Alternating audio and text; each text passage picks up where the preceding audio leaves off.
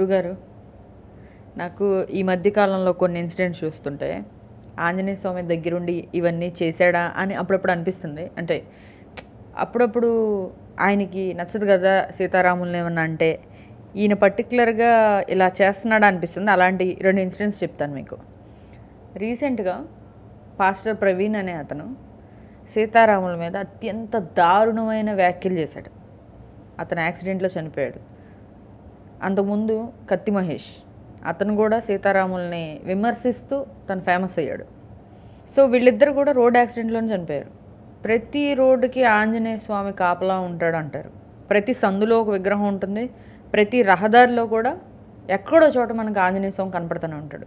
అంటే సీతారాముల్ని అనడం వల్లే వీళ్ళు పర్టికులర్గా రోడ్ యాక్సిడెంట్లో చనిపోయారా అని ఒక డౌట్ వస్తుంది. దీనికి మీరేమంటారు? నేను ఎలా చూస్తుంటానంటేనండి, ఫస్ట్ మన మతాన్ని మనం గౌరవించుకోవాలి ఏదైనా సరే. ఎందుకంటే మనలోని హిందువులోనే ఎన్నో దేవుళ్ళు ఉన్నారండి. కృష్ణుడు, ఓకే, ఆంజనేయ స్వామి, రాముడు, రకరకాల దేవుళ్ళు ఉన్నారనమాట. కొంతమంది గణపతి, కొంతమంది అమ్మవారు, లలిత త్రిపుర సుందరి, విష్ణు సహస్రనామాలు, రకరకాల మంత్రాలు రకరకాలు ఉన్నారు. మనం ఏం చేయాలంటే వీటన్నిటికంటే ముందు కూడా హిందూయిజంలో నేచర్, ప్రకృతిని గౌరవిస్తుంది. ఓం నమ శివాయ అంటే పంచభూతాలకు సంబంధించిన కదండి. అంతే కదా. నమ శివాయ అంటే పంచభూతాలకు సంబంధించి ఎక్కువ చాంట్ చేసి పంచభూతాలు మనకు సహకరిస్తాయి. అంతే కదా చేసుకునేది. అష్టదిక్పాలకులు మనం గౌరవించుకుంటాము. ఓకే, 8 దిక్కులను గౌరవించుకుంటాం. పంచభూతాలు, గారిని, వాటర్ని, నీళ్ళని అన్నింటిని గౌరవించుకుంటూ ఉంటాం. ప్రతిదాన్ని హోలిస్టిక్గా చూడాలి, అప్రిషియేట్ చేయాలి. ఈ అప్రిషియేట్ చేసేదాన్ని మనం స్తోత్రంగా మాట్లాడుకుంటాం. అది అందరూ చేయాలండి, అందులో లేదు. అయితే ఎప్పుడు ప్రాబ్లం అంటేనండి, వేరే వాళ్ళు మనం క్రిటిసైజ్ చేయకూడదు. మీకు ఒక కలర్ అంటే చాలా ఇష్టం, బ్లూ కలర్, నాకు రెడ్ అంటే ఇష్టం. నా కలర్ బాగా నచ్చిందంటే తప్పేం లేదండి. ఓకే, మీరు బ్లూ కలర్ వేసుకున్నారు, అది డర్టీ కలరు, అది వేస్ట్ కలర్, అది అసలు కలరేనా అంటే ఏమవుతుంది? ప్రాబ్లం కదా. అందుకని ద్వేషభావం రగిలిపోతుంది కదా. అలా చేయకూడదండి. అది ఎవరైనా కానండి, వేరే వాళ్ళని మనం క్రిటిసైజ్ చేయకూడదు.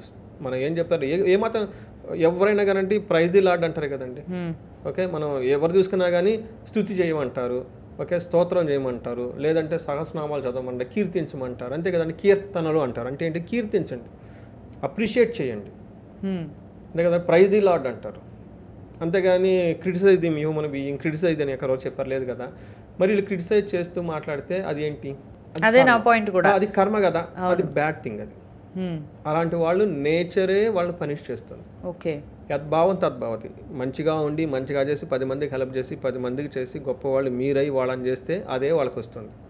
10 మంది బోర్డర్లో పెట్టేసి దీన్ని అది ఇది అది ఎంత వరస్ట్, ఇది ఎంత వరస్ట్, అసలు ఇదంతా కాదు, ఇది చేసిన వాళ్ళది అంటే అదే వస్తుంది తిరిగి.